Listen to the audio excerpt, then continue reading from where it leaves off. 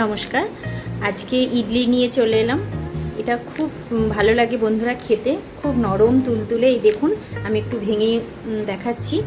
আর এই যে ইডলি, আর তার সাথে আছে এখানে বাদামের চাটনি। আপনারা এখানে বাদাম বাদ দিয়ে নারকেলের চাটনিও খেতে পারেন, প্লাস সম্বার দিয়েও খেতে পারেন।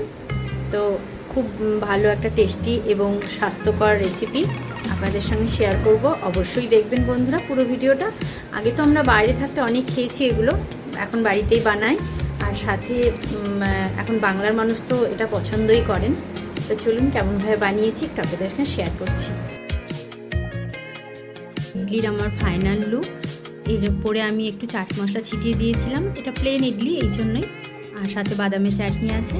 প্রথমে আমি চাল নিয়ে নিয়েছি এখানে এই কাপটার মাপে 2 কাপ আর হাফ কাপ, মানে 2.5 কাপ। আর এদিকে 1 কাপ নিয়ে নিয়েছি কলাইয়ের ডাল। এবার বলে রাখি, হাফ কাপ এই জন্য নিয়েছি, মানে 2.5 কাপ এই জন্য নিলাম চাল, যে 3 কাপ নিলে অনেকটা বেশি হয়ে যাবে আমার জন্য।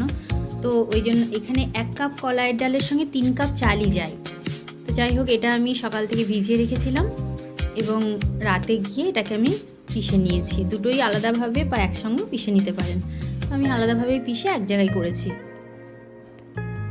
মিক্সার জারে দিয়ে আমি এটাকে পিষে নিয়েছি। আর দ্বিতীয়বার আমি একসাথে পিষে নিয়েছি। প্রথমবার আলাদা আলাদা করে পিষে নিলাম, দ্বিতীয়বার যেটুকু ছিল সেগুলো আমি একসঙ্গে পিষে নিয়েছি।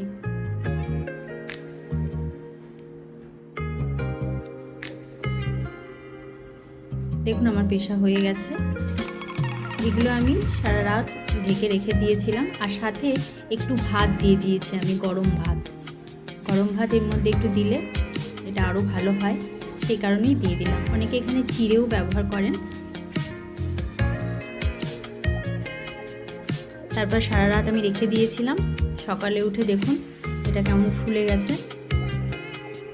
এরপর এটা আমার ইডলির বাসন, মানে যেটা আমি চেন্নাই থেকে কিনেছিলাম। তো এবার আমি এই বর্তনগুলোর ওপরই ভিতরে দিয়ে দেবো। একটু কম কম করে দিলেই ভালো হয়, কারণ এটাও ফোলে যখন হয়ে যায়, তৈরি হয় ভিতরে। তো প্রথমে আমি একটু বেশি দিয়ে ফেলছিলাম, তারপর চামচে করে, মানে হাতাটাই বেশি উঠে যাচ্ছিল, চামচে করে দিয়ে দিলাম। আমার একবার পুরো হয়ে গেছে। এখানে 24টা মতো একসাথে আমার হয়ে যায়, একটু ছোট সাইজ। তো লাস্ট আমি এটা দিয়ে এবার আমি বসিয়ে দেব